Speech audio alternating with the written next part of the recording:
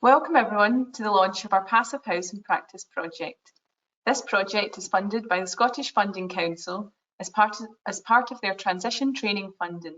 This blended training will upskill and reskill people in passive house standards who may be at risk of redundancy, unemployed, or want to transition to a low carbon, sustainable construction. My name is Katrina Jordan. I'm a Future Skills Manager at Construction Scotland Innovation Centre. I'm leading the project, and if you have any questions on anything in regards to this project, please get in touch with me. Today we will introduce the project and look at Passive House from a range of different perspectives with our panel. I would like to welcome our guest speakers today, Lynn Sullivan from LSA Studio, Gokai Devici from Robert Gordon University, Alan Smith from Morrison Construction, and John Byrne from Keir Scotland. We're delighted that you have joined us today for the launch of Passive House in Practice. Before we go any further, if you want to ask a question, please click the question icon and post it there. We will try and answer as many questions as we can in our question and answer slots. The webinar will be recorded and it will be posted on our social network channels over the next few days. Finally, there'll be some polls throughout the webinar, and we are keen for you to participate in them. After the webinar, we will have an evaluation form. Please complete this as it will help us in providing the best service we can. Just want to now show you a short video capturing our project.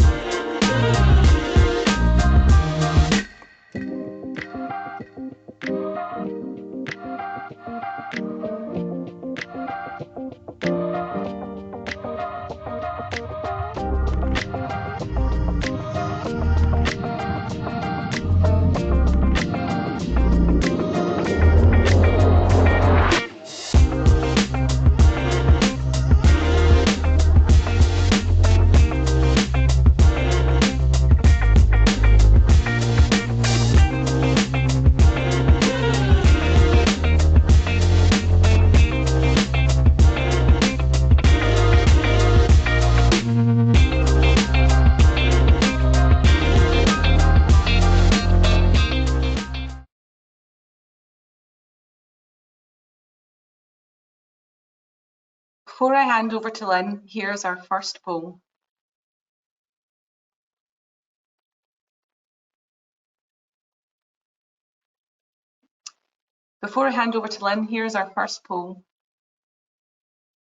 On a scale of 1 to 5, what level of knowledge of passive house standards do you have in the built environment? 1 being no knowledge at all and 5 being an expert.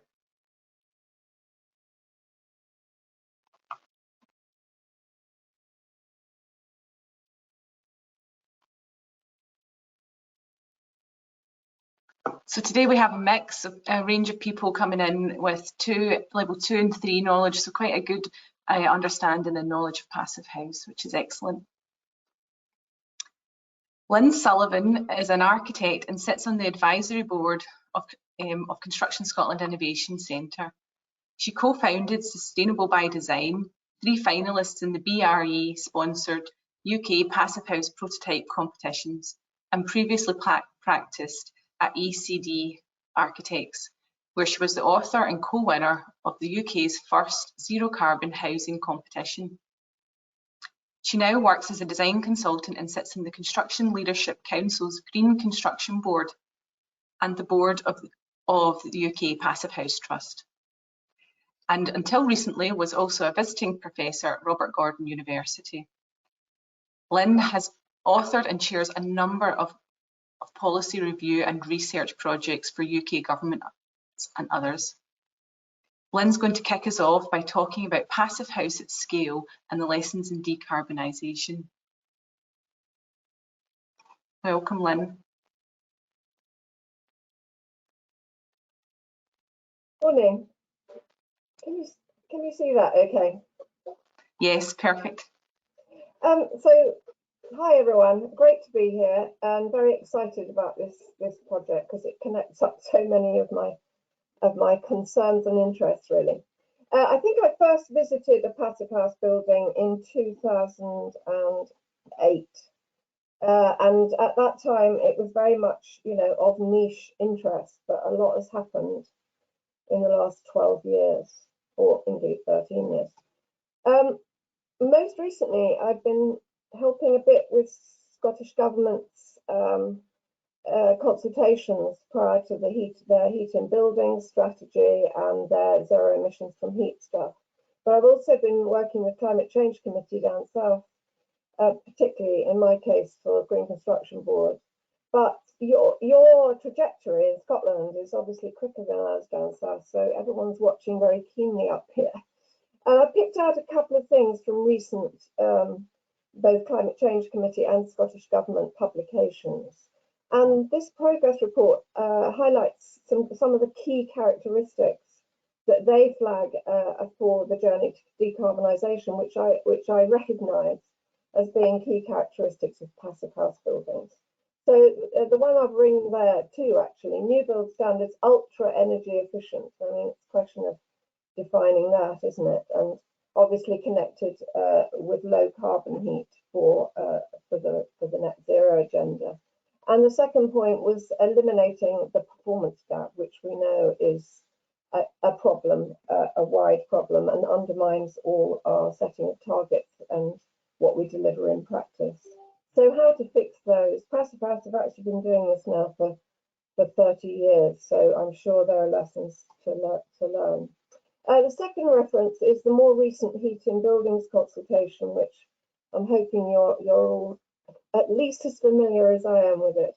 And I picked up that the learning estate strategy actually references energy use intensity target, which is again something in the Passivhaus community we're very familiar with. They quote 67 kilowatt hours per square metre.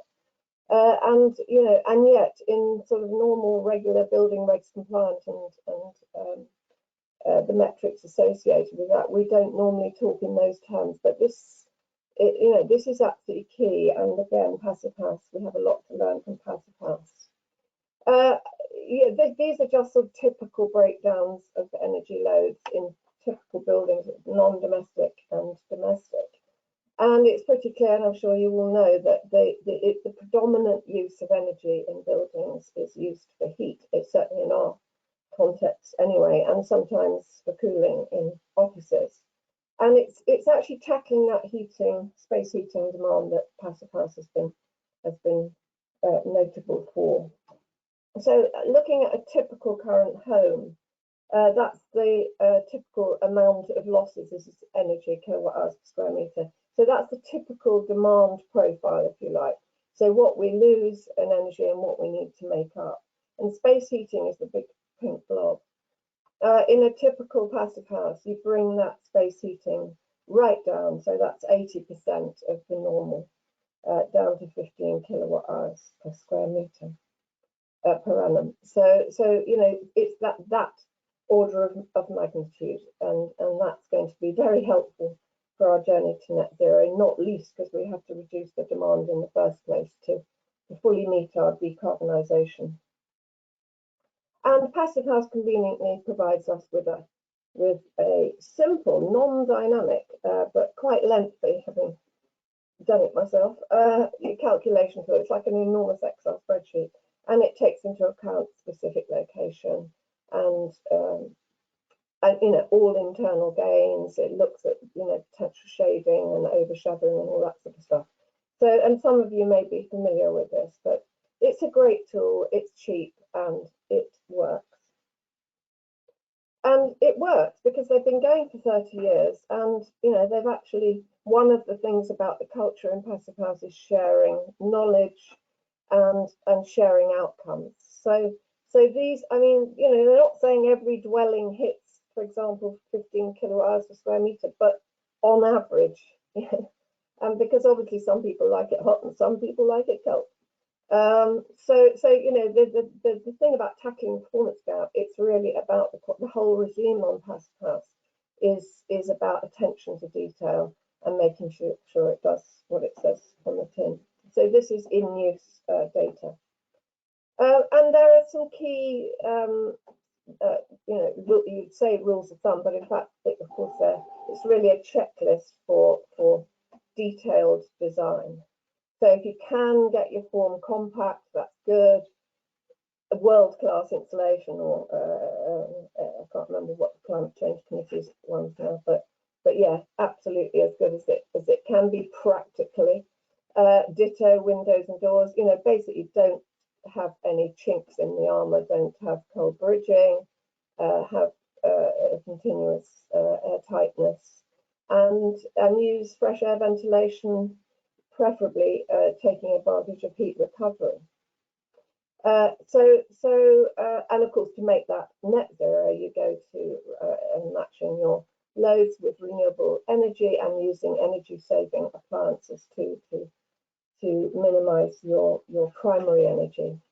But there's a lot of myths that have come to, I don't know quite how they've been established over this 12-year period, but you don't have to have square and boring buildings, and I'll show you some examples, and I'm sure Gokko will cover that too, and others. It's better to have openable windows, so in fact in the summer you can just do as normal. It's just in the winter that controlling of the ventilation and the continuity of the insulation is the thing that really makes it efficient in the winter. If you're using heat recovery ventilation, then get it in the right place so it's not noisy and it can be accessed to change the filters and so on. But actually in the world of COVID, where we've been really looking at ventilation rates and so on, the idea that this is MVHR is a continuous fresh air supply, not mixed with the outgoing, but preheated or cooled through a heat exchanger is very useful indeed.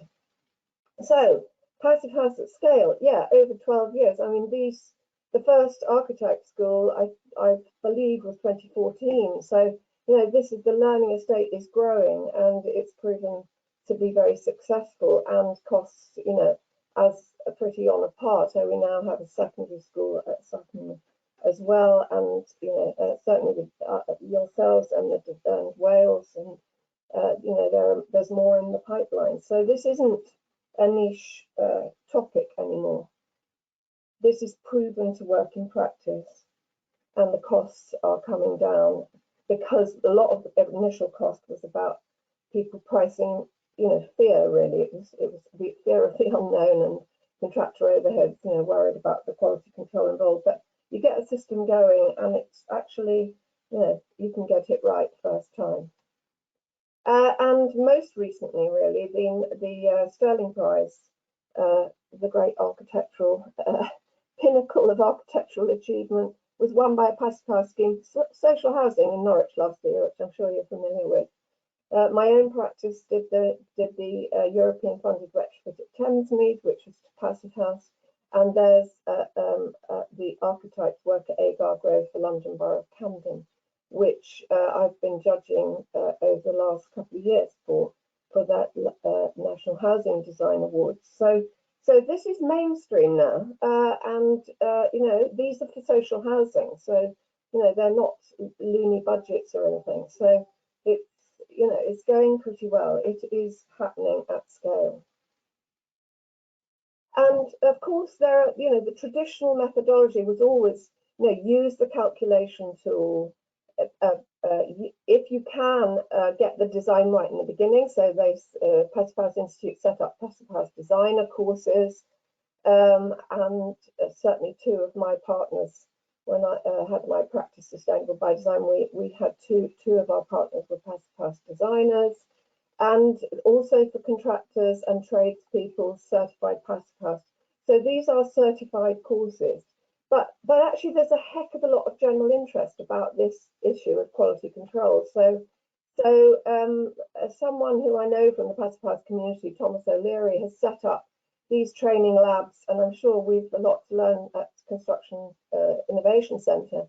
And the labs that were set up in Dublin and New York, and I think there's one other as well, they were actually overwhelmed with architects wanting to go and have a look and actually see, you know, what the key issues were for taping of joints and commissioning of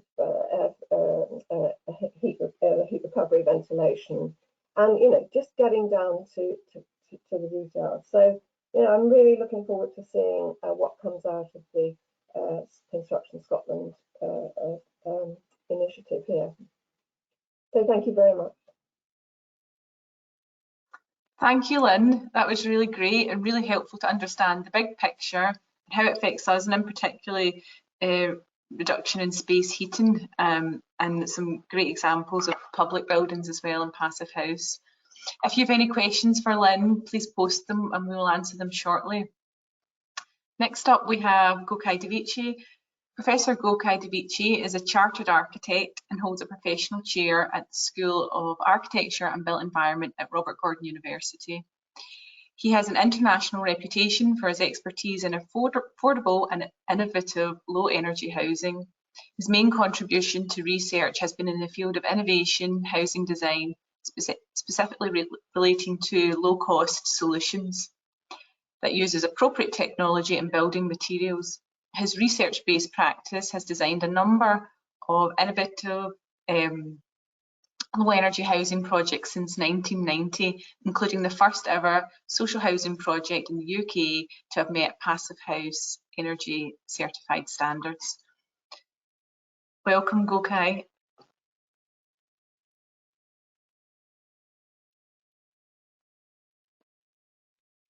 Hello.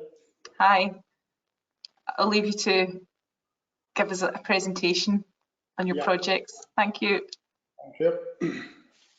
Thank you for the introduction.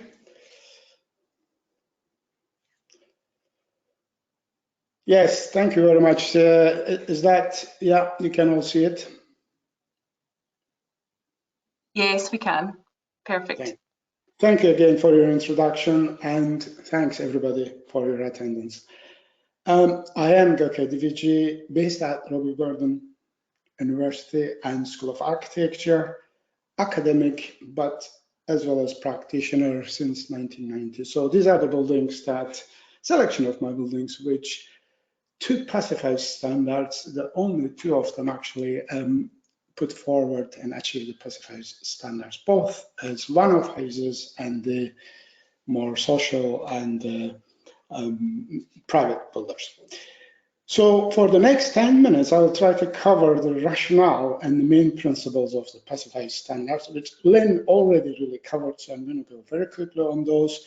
And then I will share my experience with two Passivhaus examples, one in a social housing, you can see in the middle bottom, and the other one is not there, but that I've done a quite interesting research project with the volume house builder Dandara to achieve Passivhaus standards and what is meant. As Lynn said, Passivhaus in scale is the really way forward. For me, it goes back almost 15 years when I involved in energy buildings workshops, about 20 years or so in Sweden, and then looked at Passivhaus in there. Denmark, Norway, Sweden didn't accept Scotland's, which I tried to apply it as a Nordic country, but they have slightly different Passivhaus standards and called Nordic Passivhaus, and Danes are also interested in active houses. So, however, Passivhaus first built, as you know, 1991 in Germany, and 1996, Passivhaus Institute is established, training, research, and certification. So, next, please.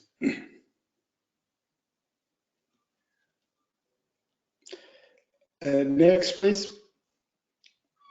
So, okay, what I think Lynn has covered, so I'm careful not to look at it, but that two things why we should build passive house standards or along those lines is there's two things. The most important thing is that actually the performance gap that is up to 3 to 5 times more energy uses our buildings, the current systems, sub-ratings and other we use. For me, the really most important thing is what we are leaving for the next generation in terms of the quality of the housing. Passive house for me is a quality assurance. It's more than just the energy efficiency because I mean there's so many other systems, but the one actually delivers between the predicted and actual performance. That is the critical thing. Next.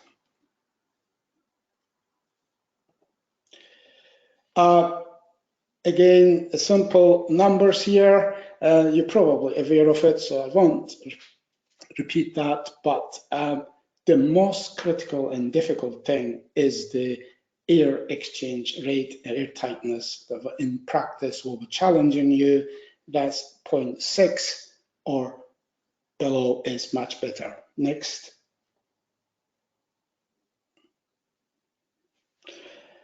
These are the sort of 5 basic things, which again, Lynn has dealt with that.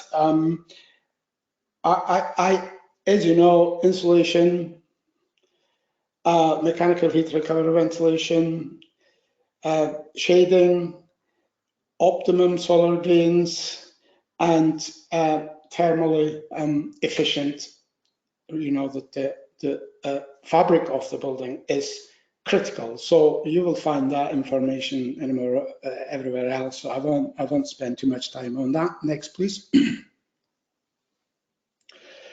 The biggest thing about the passive house, of course, is the thermal comfort, that the even temperatures, and that is the critical. That's actually why the passive house started in the first place. It was the reduction of the energy and the thermal comfort. Next, please.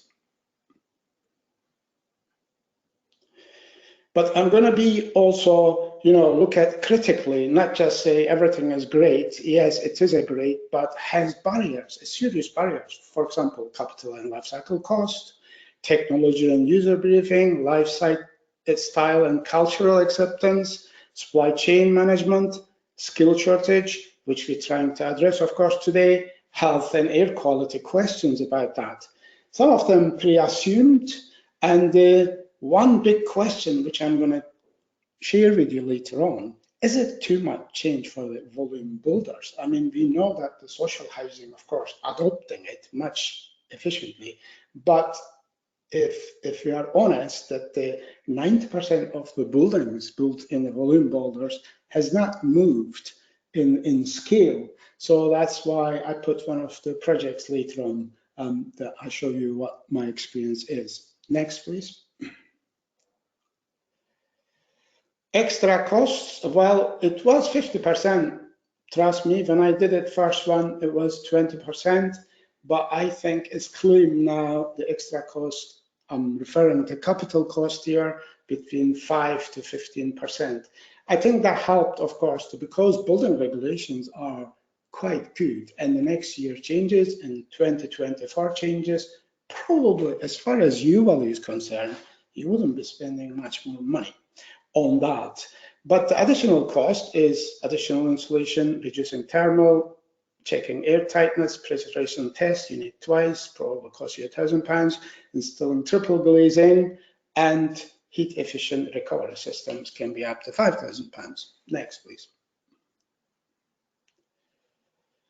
Benefits, well, we've already dealt with that, running cost, thermal comfort, health, and future proof is the most important one in 2040, our government's political ambitions. Next, please. Problems, well, these are perceived problems, not necessarily problems, but we all come across with them, and they're all have solutions, but it's good to remember, and there's lots of case studies. For me, the biggest problem last 20 years when I was practicing, I found that the the ventilation, mechanical heat recovery ventilation systems has been the most problematic, eventually solved, but they are the most problematic. Perhaps we've got a better supply chain management and design now. Next, please.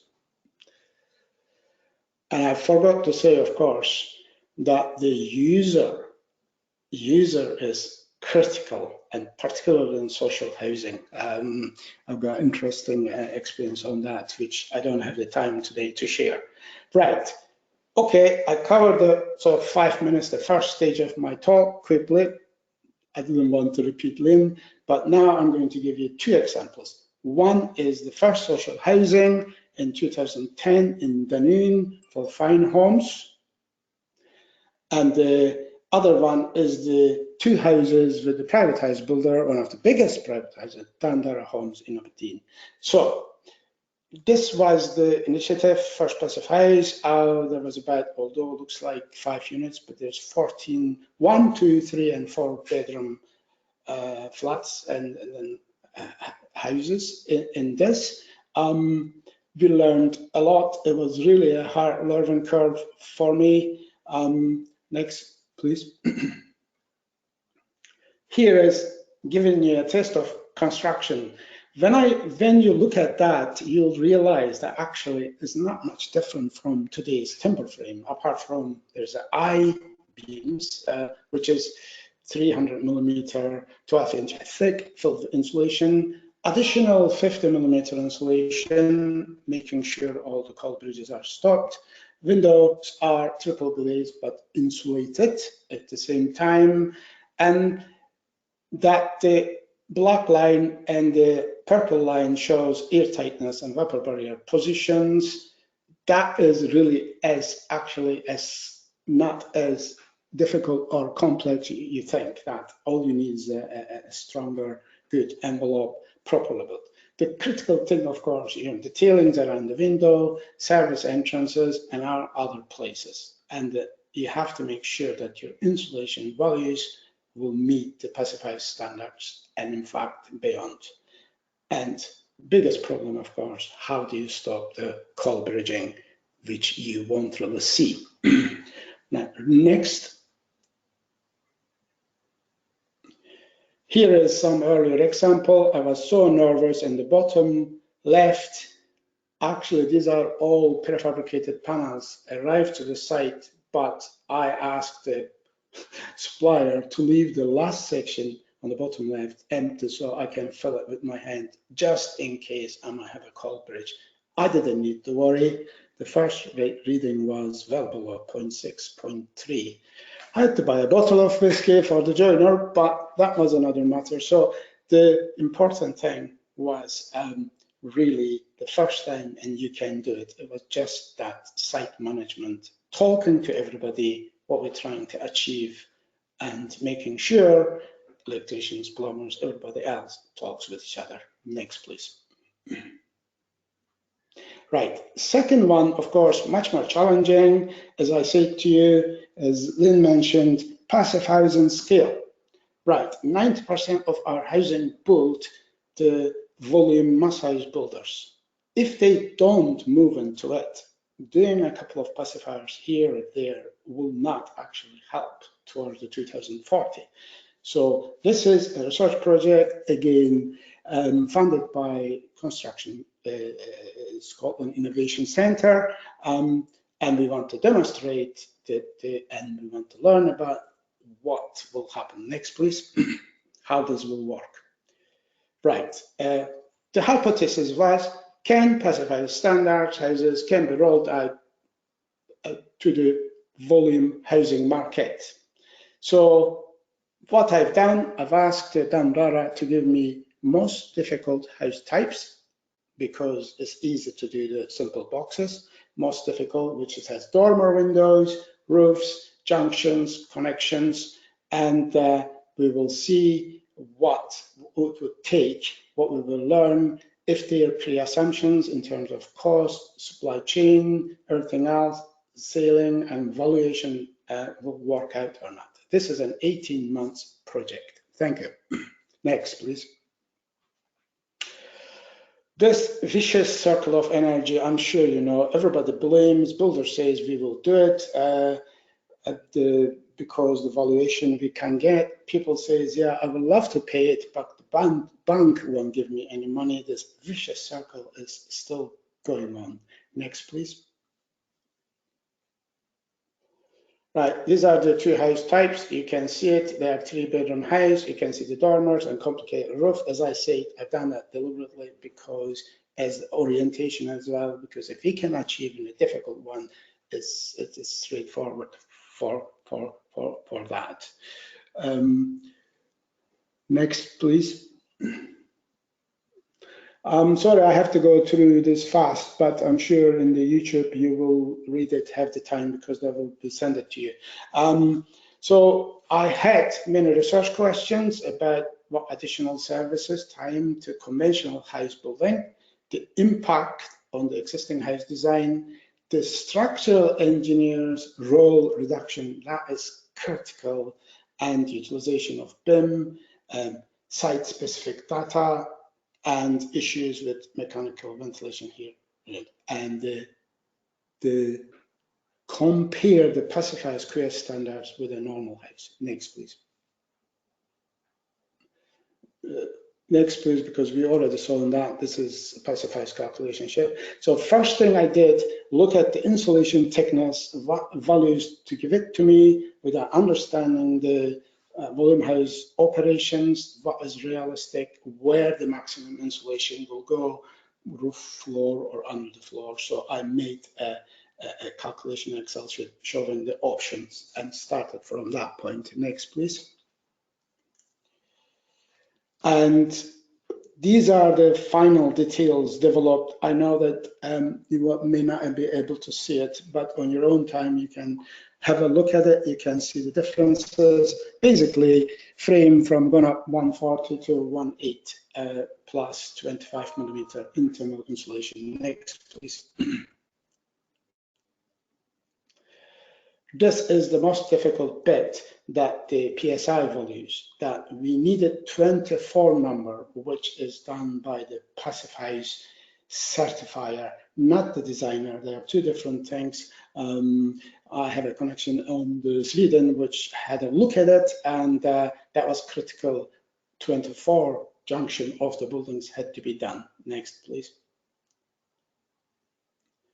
Right, challenges for Dandara. Maximizing air tightness, junction treatment, workshop. Actually, that was a huge learning curve for everybody. Increasing fabric insulation and glazing. We had to change some of the insulation types to get a better U value within the given thickness, because if you remember, I was 300 millimeter, now I'm 180, so I had to use a different insulation type. Minimizing linear bridging, again, I'll show you that. Understanding mechanical ventilation heat recovery. Well, this is really important, but if you got 2.4 or 2.3 ceilings, and if you don't have certain joists, where do you take your pipes? How big the store spaces should be? This is really critical, and this had impact on that. And then the other difficulty was minimal heating. So after all, we reduced the heat losses 1 kilowatt, but the industry is already still selling 14 kilowatt boilers and other systems. So if you want to use something simple, it's quite difficult to find. So although I know that air exchange units and other heating systems comes to the market, there is still a problem, the size and the suitability of the units. And air tightness check in intervals. Next, please. Right, a lot of you would ask me, I knew cost. Yes, uplift cost. Well, where does it came from? Increased insulation, walls, floor, roof with no stores, mechanical ventilation heat recovery, increased supervision of junctions, penetrations, additional lining of inner space with kit. And there is another cost, which normally the volume house builder had 44 their own check. So we added another 6 to it. With the Pacifiers, we're going up to 50, but that is a good thing. Next, please. Right, I know I'm late, just 2 more slides, and that's me. Lessons learned. Right, we made a mistake not appointing a Passivhaus certifier. Now that's different from Pacifier designers. Only 3 Passivhaus certifier in UK. So you need to get, mine was from Sweden, so we should have gotten into the job first place. We had a Pacifiers designer, but that is a different thing. Stage 2 design, concept design is important. That you really make sure how you're going to insulate and erect the timber frame. Scott Frame helped us with that. 3, availability of thermal bridge calculation software. I mean, that is really a difficult one. As I said to you, we had to do 24. Keeping everything tight and still achieving Passivhaus in a volume house builder is a challenge. And then we have to go really the engineers on the table, weeks to end, remove all the steel beams, remove all the cold bridging, remove all the, where possible, the triple studs and everything else, so that we can actually make a reduction. Without that reduction, we wouldn't have achieved it. And then issues with the mechanical heat recovery duct, which I mentioned. Next, please.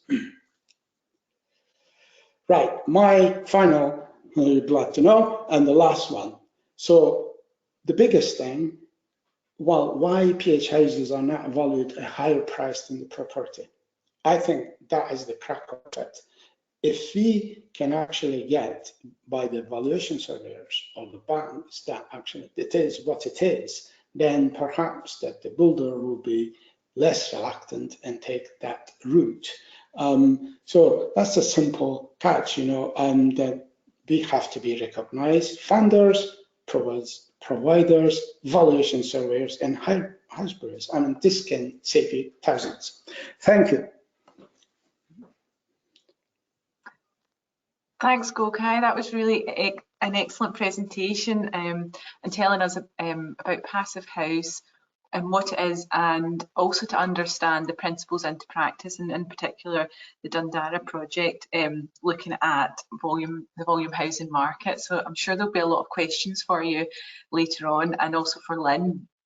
Please post them, and we'll have a question and answer slot. But first, let's hear from John Byrne. John is the head of design for Kier Scotland. He is a chartered engineer and a fellow of the ICE, the Institute of Civil Engineers. John worked at the construction industry for over 25 years in design and delivery in a range of construction sectors. He is an advocate for innovative and change within construction, and is a regular STEM volunteer promoting uptake in subjects and skills that will support the future and sustainability of our industry. Thank you, John, for joining us this morning. Good morning, Katrina. Thanks very much for asking me, and thanks for that introduction. Good morning, everybody else. So I'm going to talk to you about our experience delivering a range of different Passivhaus buildings and share some of the learning that we got from that experience in relation to knowledge and skills. Could the next slide, please? So I'll briefly describe these buildings that we've delivered by way of explaining the variety that's possible outside the domestic building sector, and also why Passivhaus was an appropriate choice for these buildings. So starting from left to right, our first Passivhaus project was back in 2013, and it was for this technical college in Devon. It was a renewable energy training facility that included a 3-bed Passivhaus within for training purposes. So obviously Passivhaus was an obvious design choice for that. Our next project in 2014 was an archive centre for historical artefacts in Hereford. Now, what's unique about this building is that it didn't start out as a Passivhaus building, but the design changed to Passivhaus because it was deemed to be a more cost-effective means of achieving the stringent environmental requirements within. So this belies some of the preconceptions that we might have about the cost of Passivhaus. Next, in 2017, we delivered the Bicester Business Centre. And this is the first non-domestic building in the UK to be certified as Passivhaus Plus and energy positive in use. So effectively, thanks to an array of photovoltaics on the roof and the energy efficiency of the building itself, it actually produces all the energy that it needs, probably more energy than it needs. In 2019, we started St. Loy's Extra Care Home in Exeter. And again, this is first of its kind in the UK. This is a 52-bed high-rise concrete frame structure built to Passivhaus standard. Down the bottom of the screen, St. Sidwell's Point Leisure Centre, also in Exeter, which we started in 2020, is only the third Passivhaus leisure centre in Europe. And it's the UK's first Passivhaus standard ultra-low carbon leisure centre. The design itself, and we'll see better images of it later on in the presentation, the design itself is far from the image that we might have of a Passivhaus building. It'll be one of the greenest developments of its kind anywhere in the country, and it's modelled to withstand predicted changes in climate conditions up to 2080. The design is also to building biology standards and uses ultrafiltration in the 3 swimming pools within the centre, which provide really good water quality with minimal chemical content. We're also working currently on developing the REBA Stage 2 design for Tain Education Campus for the Highland Council, and we're delivering Mulberry Academy in London Docklands. Tain is Passivhaus in response to SFT's energy requirements, and Mulberry Academy chose Passivhaus because it'd be built in an area of very poor air quality in the East End of London. Next slide, please. So what do we learn from all of these projects? Well, one of our project managers answered this very question very simply in what he called his 4 pillars of Passivhaus. So essentially get the design right. Obviously the design needs to meet Passivhaus requirements, and it must be certified through the PHPP, and Lynn touched on that in her talk earlier on. But it must also be buildable, and it must be affordable. Get the quality right.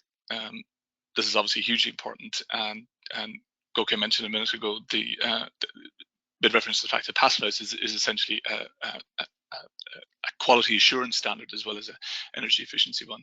As I say, we'll come back to that in a minute. Get the evidence right. Passivhaus certification requires an extensive certification of products and construction, unlike anything that we've delivered previously. And what underpins all of this is getting the culture right. Next slide, please.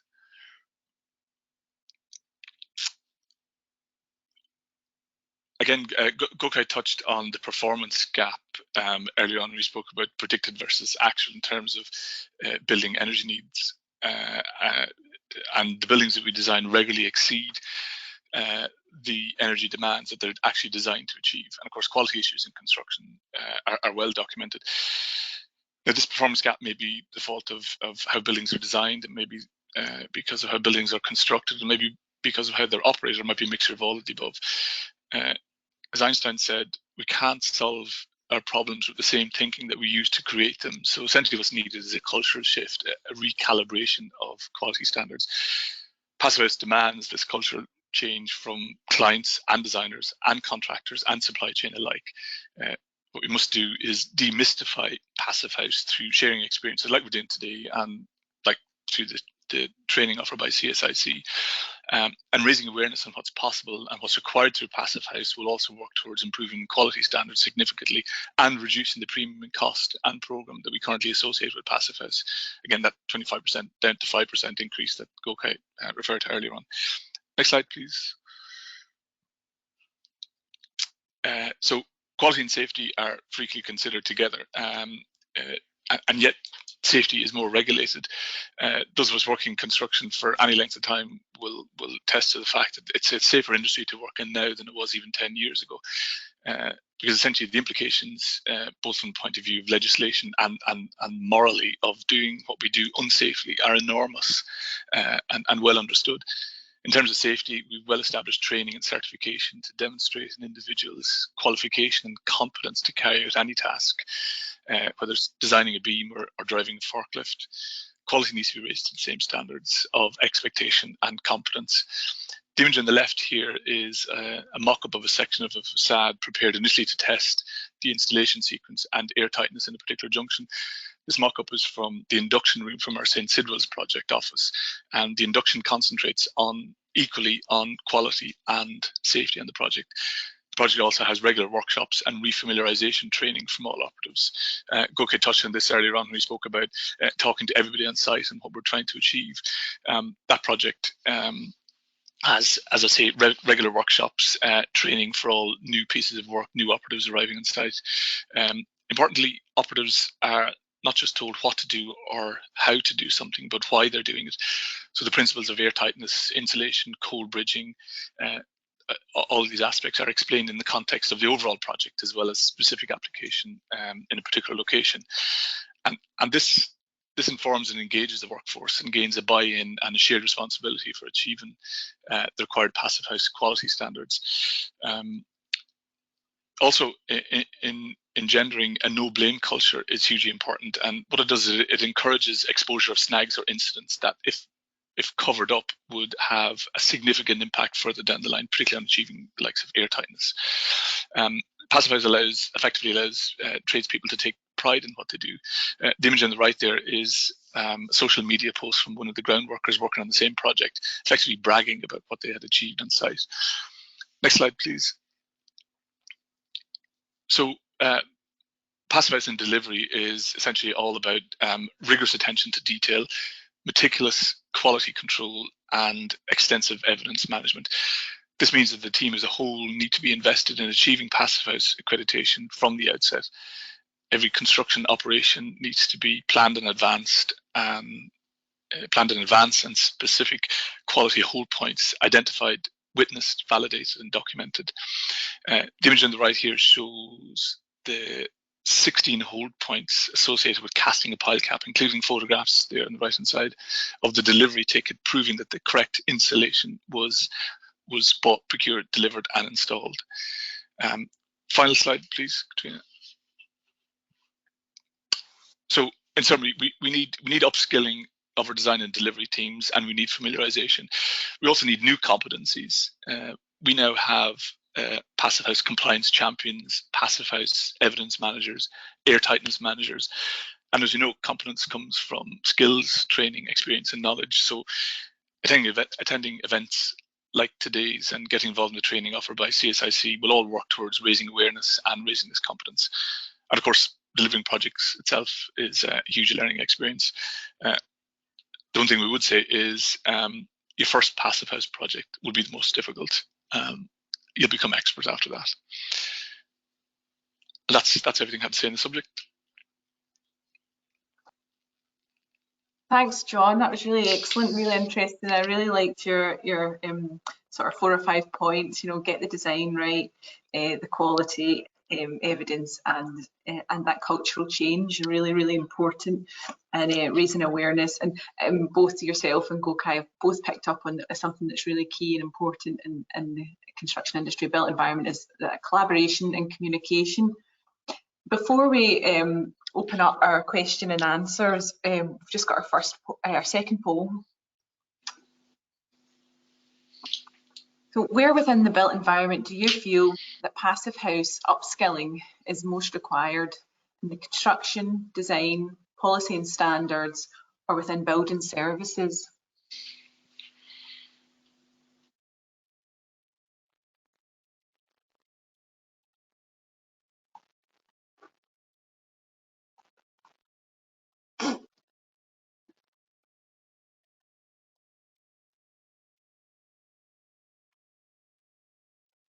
So looking at construction, followed by design, and then thinking about the policy and standards. They're really interesting. We're now going to open up our questions and answers to everybody in the panel.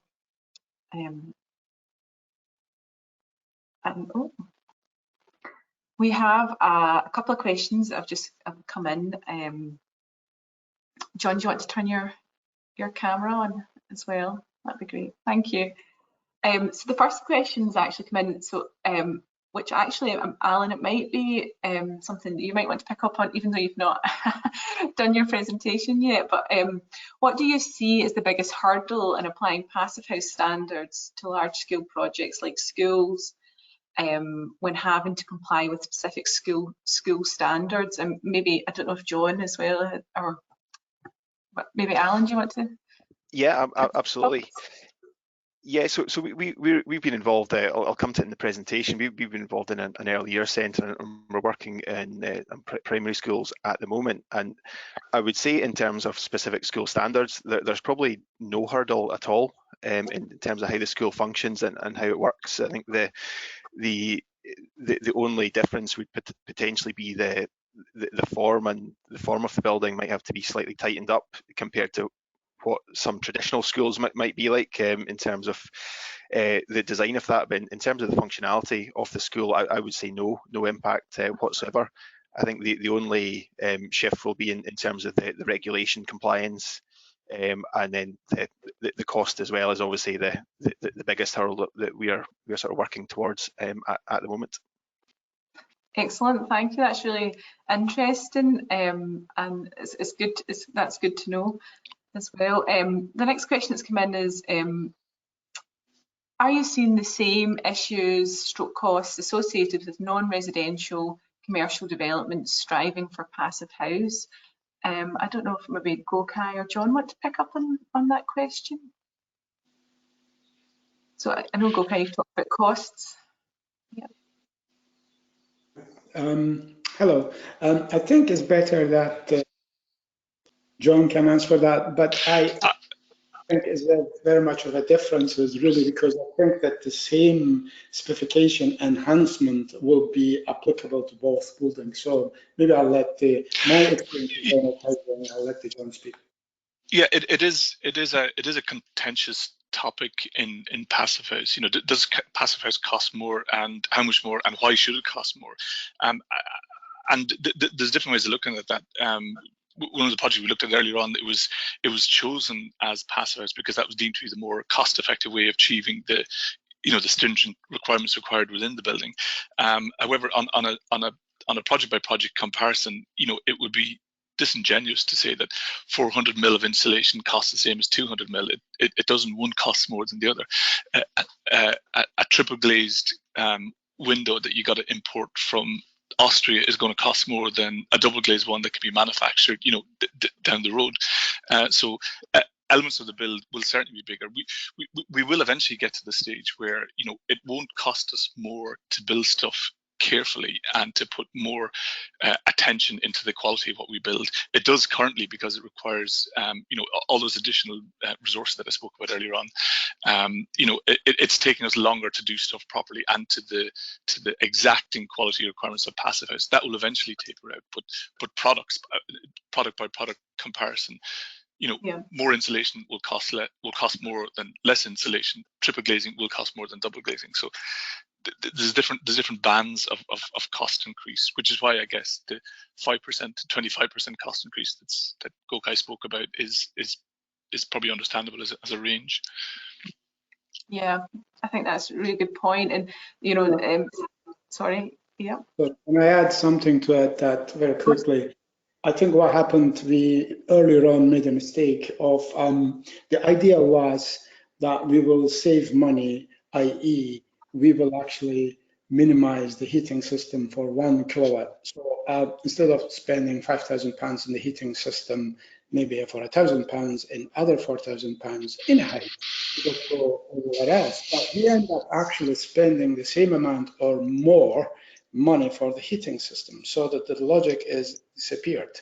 So I think that's one of the things that we spend more in the heating system. Perhaps there was a setback, we can exchange, but that doesn't happen. Right. Thank you. Do you think that's to do with the initial costs and then the long-term life cycle costs comparable in reduction? Lynn, so I just wanted to ask you, so sustainability is increasingly more important aspects of buildings, covering topics like solar gain, reduction in usage of water, recycling, material consideration, all to lower embodied energy. But Passive House is about what it can really lower carbon to achieve. Do you think to achieve these net zero 2045 targets? Well, there'll always be a school of thought that says, if we're going to get zillions and zillions of gigawatts of, offshore wind energy, then why bother to up your insulation? But, we're not there yet. We're a long way off that. And we're going potentially all electric with vehicles. We've got a massive potential need for decarbonised energy for our industrial processes, so we can start making the stuff that John talked about that we're having to import at the minute, you know.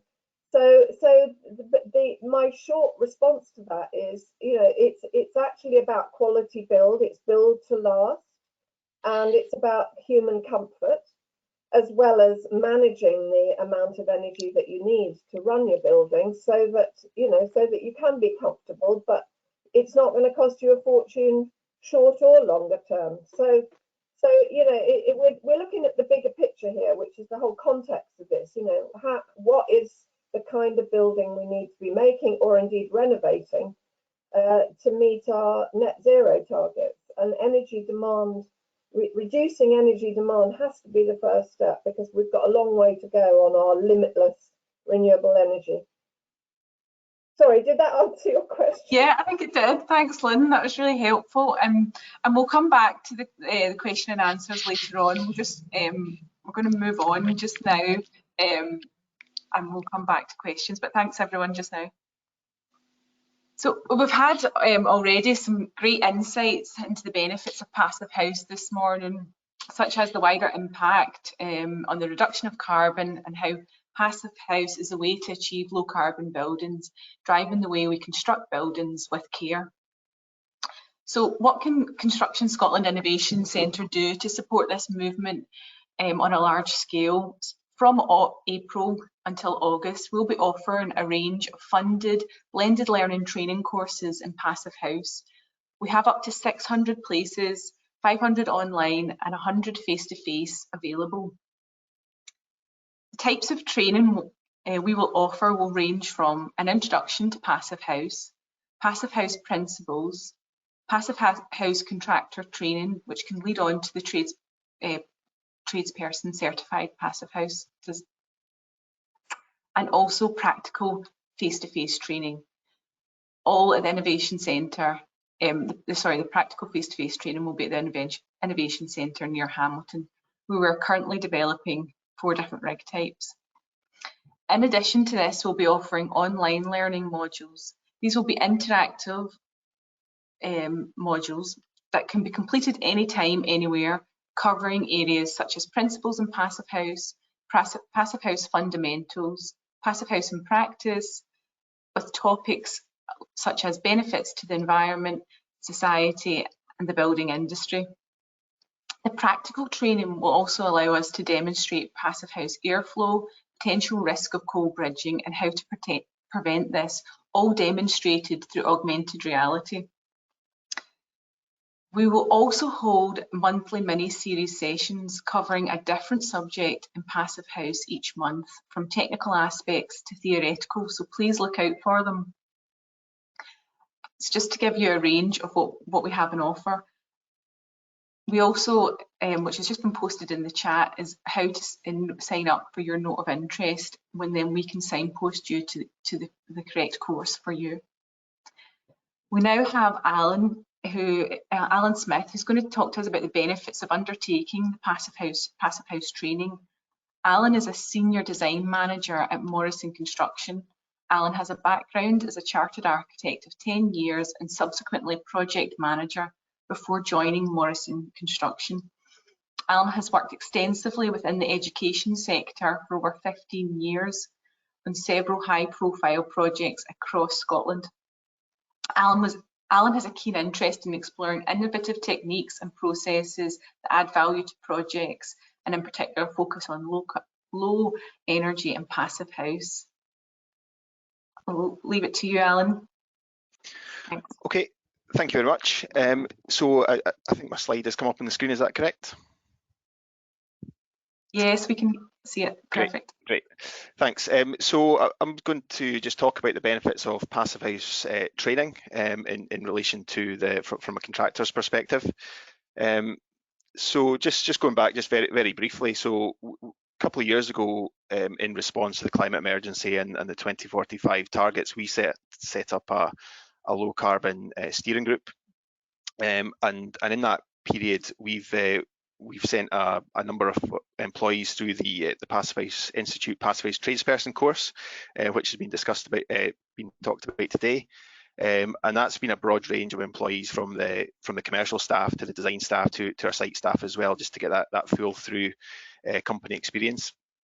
And we've also been working very closely with our supply chain, our local supply chain, to help them upskill themselves as well and learn what is required to deliver Passivhaus projects. We also published in collaboration with Etude, who are certified Passivhaus certifier, based down in London, and this is a document called Achieving Passivhaus Schools in Scotland, and it's a reference document taken through the full process of Passivhaus from cradle to grave, and I believe it's available to everybody on this call. So hopefully you'll find that useful if you get access to it. So from our perspective, as a commercial contractor, we work on fairly wide range of projects, but predominantly large scale commercial. And up here in Scotland, up until recently, I think there's only been one commercial Passivhaus up in Aberdeen, with the rest being residential buildings that Gokai is obviously touched on. So from our perspective and our supply chain's perspective, from a commercial perspective, it's very first generational. So the challenge has really been for everybody to fully understand what it means to achieve Passivhaus, what your requirements are, and what the materials and components that you need to use to achieve that, and the quality standards. So that was the initial challenge that we faced here. But with that challenge, the opportunity was to upskill our workforce like we've been doing, and also working with the supply chain as well for them to do likewise. And what we're seeing is, certainly from our commercial perspective, and very much in the public commercial, that with the drive towards low carbon, the vast majority of projects coming our way now are either low carbon or Passivhaus or something in between. So that pipeline of project is really driving supply chain confidence for us. And also debunking myths. John touched upon on his one as well. When we first started, we thought, well, timber frame's the only way to go because that's how they've all been done residentially, etc. But working through it, you can build a Passivhaus in any any construction method, in steel, concrete, hybrids, anything in between, and again, just debunking the myths about opening windows and what it actually means to achieve Passivhaus. So we've just completed our first Passivhaus project up here, and it's actually a really good example of what it means to build Passivhaus, because what we got through Hub South East and West Lothian Council, we were given 2 identical early year centres to build, one at St Mary's Primary in Bathgate, and the other at Blackridge Primary, both in West Lothian. So the brief was initially to do 2 identical ones, but then it was decided that one would go down the Passivhaus route at Blackridge, and St Mary's would stay traditional in terms of building regulation compliant. So in terms of the energy the strategy, St Mary's was a naturally ventilated building, whereas the Passivhaus is a fully mechanically ventilated system. So as you can see there, the floor plans are identical. It's just a case of spot the difference on the walls, and the windows are just very slightly different in terms of their opening requirements, but fundamentally identical. And they're orientated identically on each of the site as well. Similarly with elevations, again identical, just minor adjustments to the windows with a bit more solar shading on the south and east elevations on the Passivhaus project.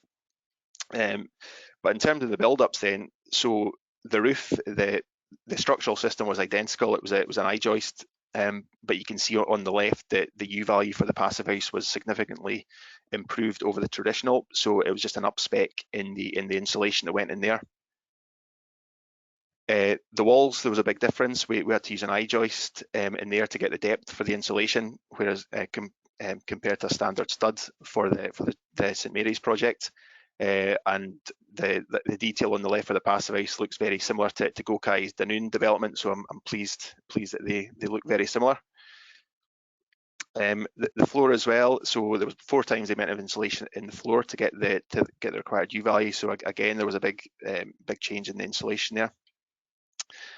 And the windows, as John alluded to, it's triple glazed windows as opposed to double glazed windows.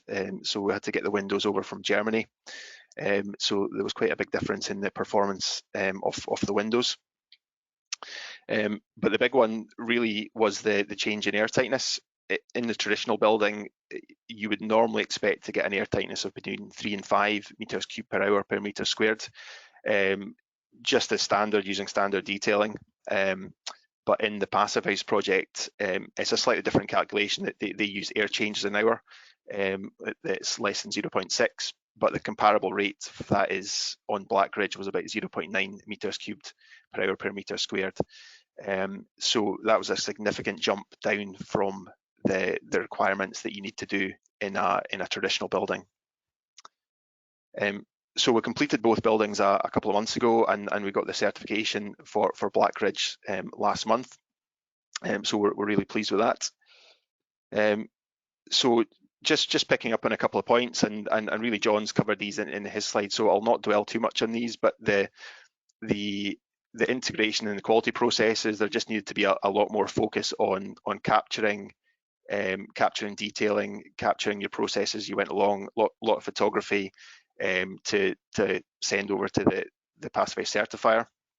We had to employ a specific construction quality manager who's dealing with all aspects of the air tightness and the Passivhaus certification process. And as John said, there was a really strong focus on the teamwork in the building to make sure that everybody bought into the principles. And there was a no blame culture applied to it, so there was no fear of recrimination as we went along, and also a more focus on the end user training and guidelines for the staff when they moved in, just so they were aware of exactly how the building are operated.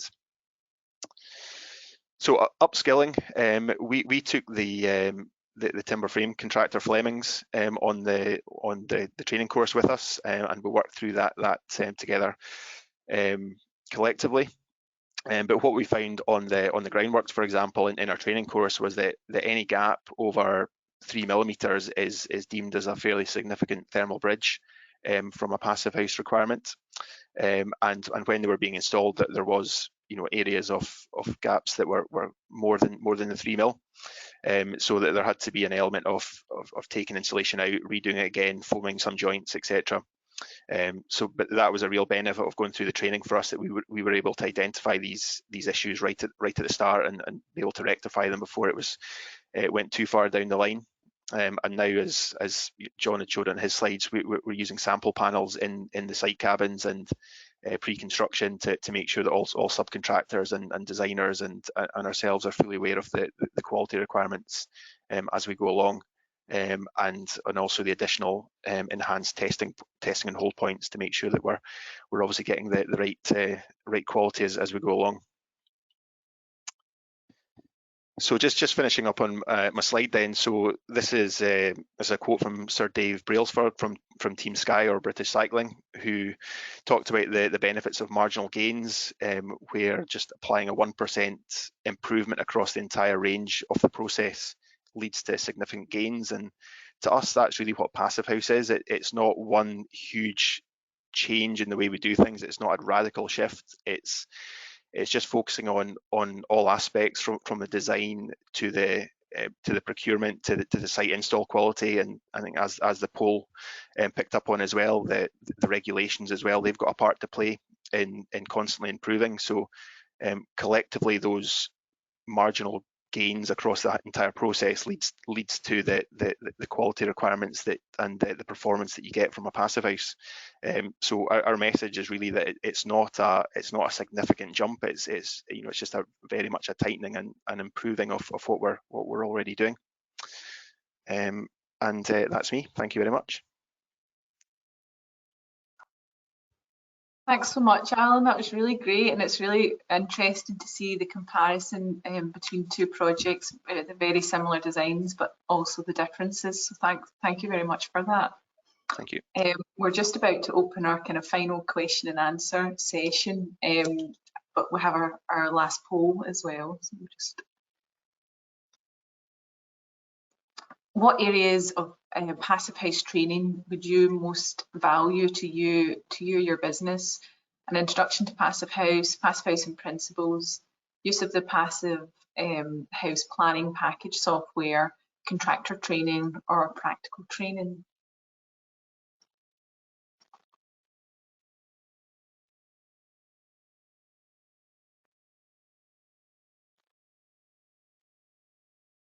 So a real range, which is excellent, because we hope to offer a range of these different types of training. So again, just if you want to upload your note of interest on the web page, and we will contact you in regards to following up with training in Passive House.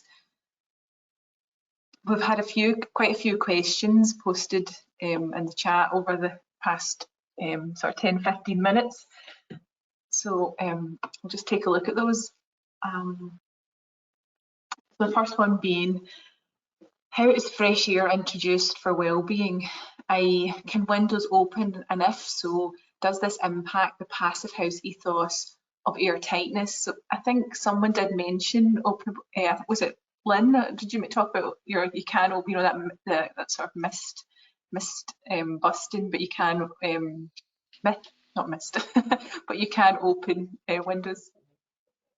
Yeah, I mean, I think a couple of my colleagues have also mentioned it, but yes, it's a myth that's grown up, because I think there's a bit of a misconception about airtightness versus ventilation for good, you know, breathing. So yeah, what you're trying to do in the fabric is make it airtight, so you've not got any little leakages, and so you can properly control the fresh air exchange rate, which is why certainly in winter time you use the MVHR, because it's completely fresh air ventilation at the rate that you need to be healthy. So there's not a conflict between those two. So, you know, certainly in the summer, I mean, actually, when I was in my practice doing Passive House, we did some modelling about whether actually opening and shutting windows, because you do that anyway when the kids go in the garden and stuff, whether that really is, upset Passive House. But the whole point is that it's a very steady state environment. So actually it doesn't have a great deal of impact. But for good air quality, you know, in a sealed condition, you're relying on fully fresh air ventilation through your heat recovery system. So there's not a conflict, and in summer you run it anyway by you've got your windows open and, you know, Bob's your uncle really. It's just if you go away for 2 months, you want to get, you know, little trickle amounts of ventilation, so you want to make sure that the air is refreshed. Sure. So it's just a much better level of control of ventilation really. And Gokay, you talked about the user, and do you have any feedback from the user on how they experience the building, and in terms of ventilation and being able to open their windows from the actual user?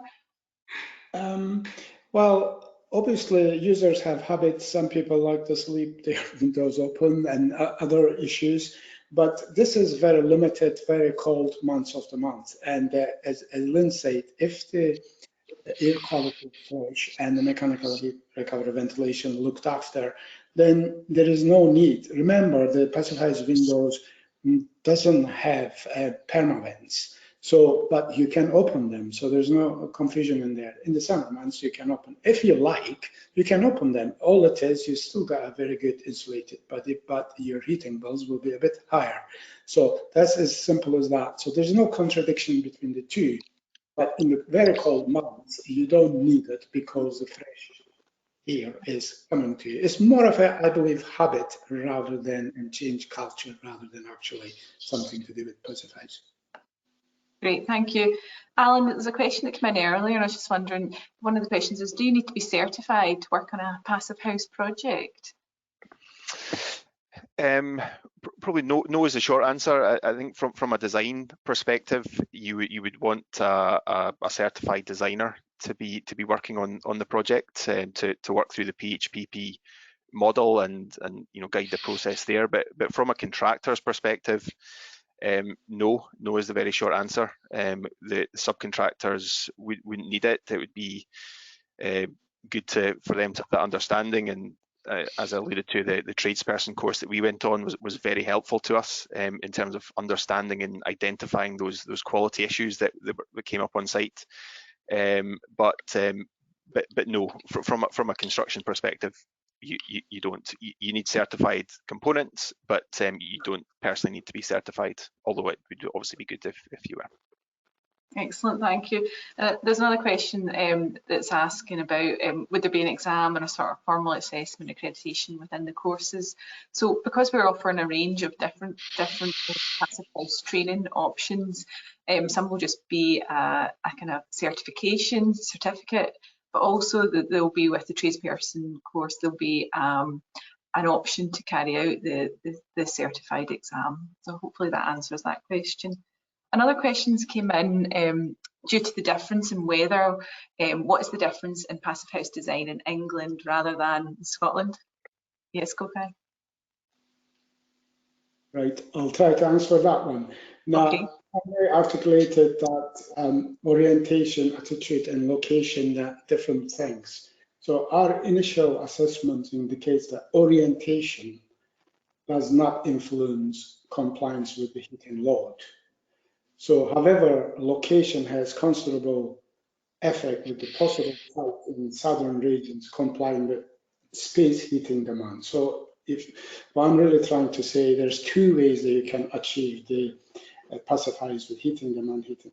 So the next idea about that is like compliance using the heating load is more achievable in Scotland due to lack of solar gain. So whereas the heating load is maybe a bit, more you need to work on it.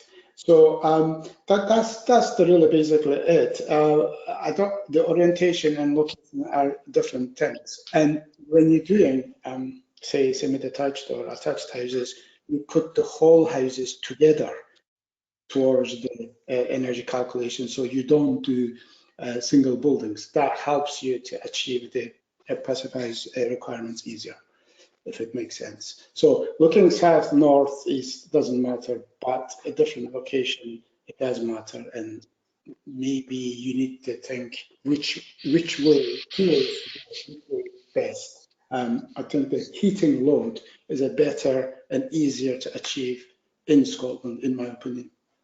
Okay, that's great. Thank you. I think that definitely helps. Back to Alan, there's been another question regarding the school comparison, particularly the insulation. Is there a requirement to use green specification? If not, do you think the application of green products has an impact on cost, footprint, spaces? Yeah, so I'll take that question as a embodied carbon question in terms of the specification of the insulation. So the answer is no. The embodied carbon or the environmental criteria of the products isn't really considered from a Passivhaus perspective. Because it is a performance standard, you can essentially build a Passivhaus in any material that is suitable for the job. And do I think the application of green products has an impact on the cost? Potentially. We looked at various types of insulation, and I guess the more green products, if you want to call it that, did take up more space compared to the likes of a rigid insulation board, which has obviously got a very high U value. Cost, I think it just depends on what the build-up is, but I think potentially is the answer, but potentially not. I think it all comes down to the design and the U value requirement. But fundamentally, the embodied carbon isn't a factor in Passivhaus as at the moment. Excellent, thank you for that. It's perhaps another one of those myths or misconceptions, Katrina, as but Passivhaus is about energy efficiency. It's actually not about carbon. One of the the paybacks is that if you use less energy, irrespective of how it's generated, that will have a carbon impact. But as Alan says, the type of material that you use to achieve the energy efficiency doesn't factor into the Passivhaus calculation. Yeah, that's interesting as well. And we've got quite a technical question. I don't know if anyone will be able to answer this. Does the mechanical ventilation effectively remove pollutants such as aerosols from the property? Oh, we've got hands up. And what tests are done on this? So, Lynn, do you want to answer that? Yeah, I mean, building regulations state that ventilation rates, will remove pollutants. They make assumptions about the kind of materials, the kind of pollutants that exist. And if you can achieve the building regs air change rates, then supposedly that does the trick. The issue with the Passivhaus that takes us a step better, really, is that all the recent research on ventilation in current building typologies shows that natural ventilation, so-called, ventilators, trickle vents, and even continuous extract, it's much less reliable, often because it's not installed correctly, but it's much less reliable because of external conditions at actually delivering good air quality. And the key to the MVHR, to the mechanical ventilation, is that it is delivering at least enough fresh air to remove pollutants, because it's pushing in fresh air and it's pulling out damp and polluted air at a given exchange rate. And so it's got far more precision than so-called natural ventilation in that respect, removing pollutants. Yeah, great. Thank you. Kokai, do you have anything you want to add there? Yeah, a quick one. This is totally my observation. There is two types of clients. The clients in the social house doesn't know they're going to get a Passivhaus or not. They're being put into it. Another, the private clients who comes to you and deliberately asks Passivhaus. So obviously, in the first one that they know, and of course, the mechanical ventilation clears it. But on the second one, there's a danger. They rely on the housing association or council or others to change the filters. So, it depends where you're living. I mean, if you're in the middle of a Glasgow urban, so that air pollutants could be issue, and every 6 months maybe need to change. So the answer is yes, it would. But that really, in some cases, many clients, I mean, I knew a client who didn't know and had a mechanical ventilation. She was living in the house 2 years because it was a social housing. So we need to be careful about that. That's a critical thing. And I think that actually comes to our next question, which is about has there work been done to bring people into the journey, the end user, to adjust them into living and using Passivhaus properties or workspaces. So I think that's an interesting point.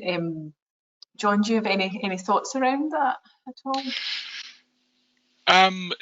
I think it maybe goes back to one of the earlier questions, but the famous one about should we open windows or should we close windows? A Passivhaus building is super insulated and airtight. The environment inside will be fresh and comfortable without opening windows. Do we train users not to open windows or explain to them the implications of doing so?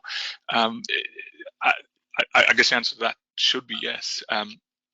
And also go back to the previous point about MVHR and mechanical ventilation generally, it's a piece of kit inside the building that makes it work as a Passivhaus building. So that has maintenance requirements, that the user will need to be informed around. I think Lynn made an interesting point earlier on about we spoke about opening or closing windows. And you shouldn't need to do that. However, if you leave the house for 2 weeks or 2 months or whatever and switch your MVHR off, the building is going to feel stuffy inside. So again, that's a familiarization exercise for owners. From my point of view, beyond that, I don't think it's any more complicated than that, or shouldn't be. Okay, that's good. Yeah, that's good to. In theory, if you have a canary, it will be much happier, like they did in coal mines. It'd be much happier in a Passivhaus because it's getting regular delivery of fresh air. Sorry, this is my only pet. Excellent. I just have a question, I suppose, for everybody, and just maybe some words of advice or guidance. If someone was thinking of participating in Passivhaus training, what would you say to them, maybe to give them that encouragement that they need? Just starting with Alan, do you have any thoughts?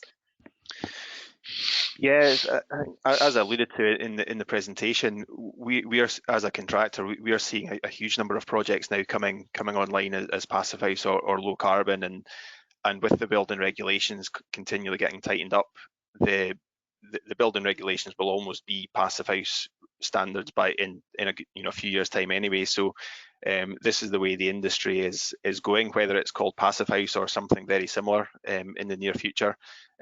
So yeah, I think it's the way the industry is going. So you'll not be short of work if you get trained up. Brilliant, thanks, Alan. Okay. Yeah, it's good not to confuse the Passivhaus designer and the trade person. So if you're going for the Passivhaus designer course, you need a hell of a mathematical skills. Otherwise, you'll be really struggle. But it's doable, but it's not a lightweight. The Passivhaus package is complicated. But if you go in trade person, I think it's a bit less about understanding the thing. So as Alan alluded, I mean, it's a skill, and we will need that for the next 20, 30 years. So I would, of course, recommend it to do it. Brilliant. Thanks. And John, do you have any advice for someone that's interested in Passivhaus? Yeah, definitely. Yeah, as Alan said, there's more and more projects coming through. This is the way we will be delivering projects. Yeah, definitely get on the bus, or you'll be left behind.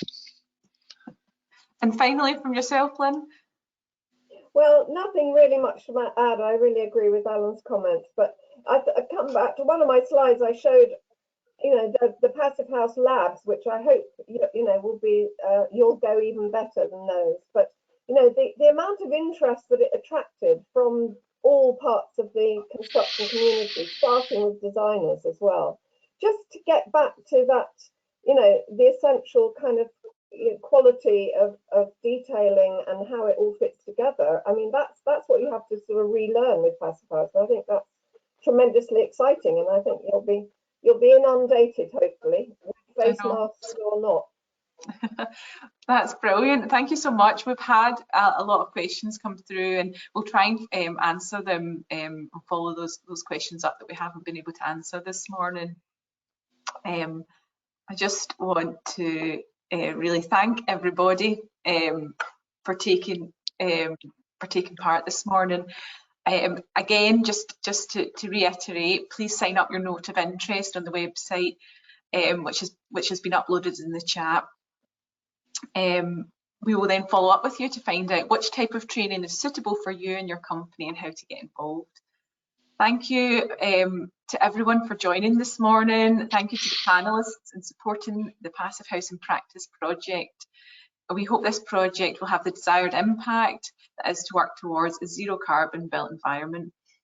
And a particular thanks to the events coordinator team for all their hard work behind the scenes. Thanks everybody.